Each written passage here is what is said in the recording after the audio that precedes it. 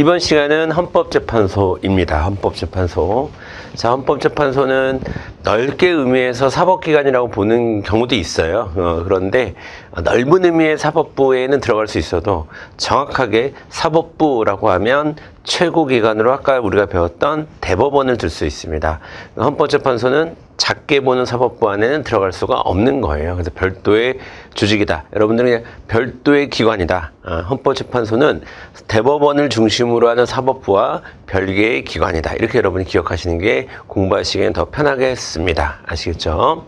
자, 헌법재판소는요, 원래 있었던 거냐? 그렇진 않습니다. 1987년, 9차, 9번째로 헌법이 개정되면서 이제 우리가 헌법을 조금 더 잘 존중할 필요가 있다.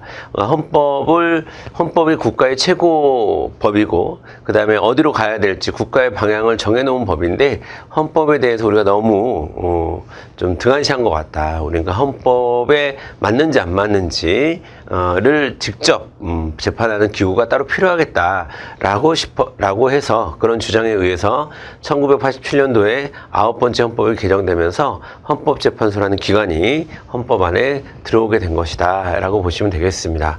저도 마찬가지예요. 저도 이제 개인적으로 우리나라 헌법은 굉장히 잘 만들어진 헌법 중에 하나입니다. 그래서 헌법 교육을 좀 어렸을 때부터 받았으면 좋겠어요. 사실은.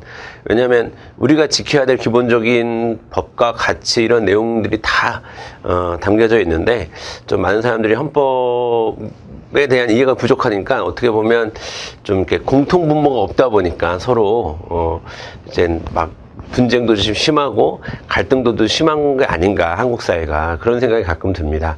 좀 헌법에 맞게 대통령도 국회의원도 여당도 야당도 정치하는 사람 모두가 또는 국민들도 선거 투표를 하는 국민들도 헌법에 대한 이해를 하고 있으면 우리나라가 지금보다 좀 더 나아지지 않을까 하는 네. 상상을 해봅니다. 네. 자, 어쨌든, 헌법재판소 보도록 하겠습니다. 자, 헌법재판소는요,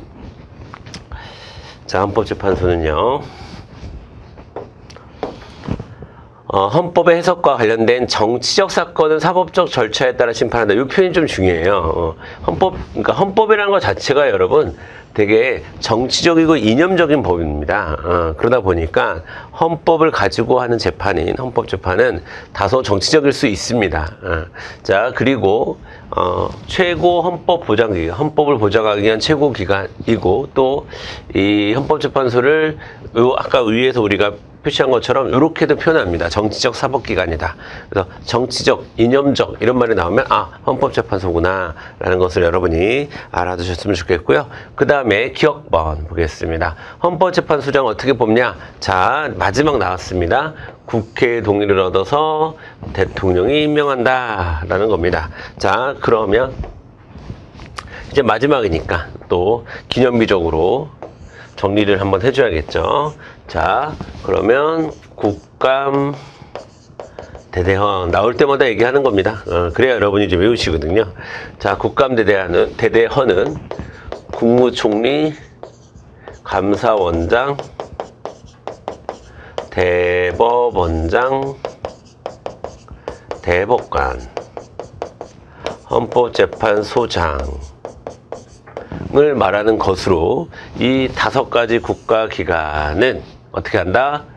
국회의 동의가 꼭 필요하다. 그래서 국회의 동의가 없으면 임명을 못합니다.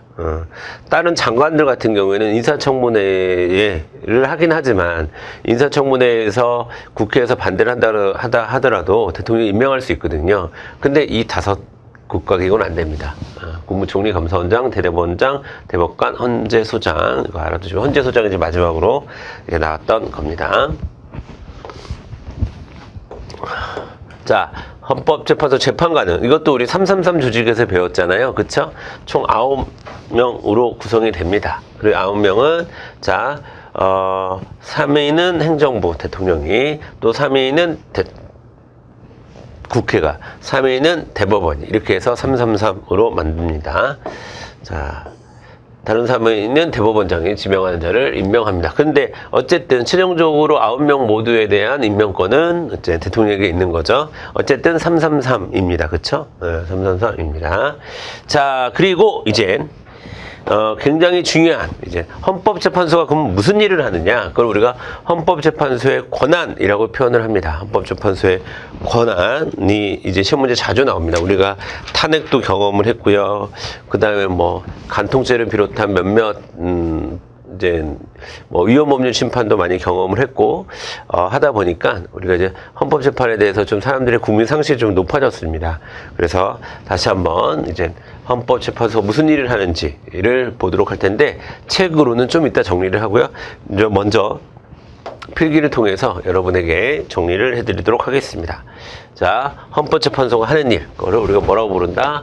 헌법재판소의 권한이라고 부릅니다. 자, 헌법재판소의 권한이라고 불러요. 자, 헌법재판소의 권한이라고 부릅니다. 죄송해요.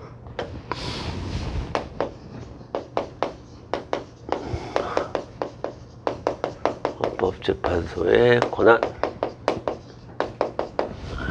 자, 제일 먼저 하는 일이, 자, 법률이 헌법에 위반되는지 위반되지 않은지를 따지는 위헌 법률 심판이라는 걸 합니다. 위헌 법률 심판이라는 걸 하는데, 자, 이 위헌 법률 심판, 먼저 쭉 5가지를 쓸게요. 위헌 법률 심판이라는 거고, 두 번째, 자, 헌법소원이라는 걸 합니다. 세 번째, 탄핵 심판이라는 걸 하죠. 자, 네 번째, 여러분 이제 정당 중에서 자, 위헌정당, 위헌적 요소를 갖고 있는 정당에 대해서 해산 심판을 하기도 하죠. 위헌정당 해산 심판.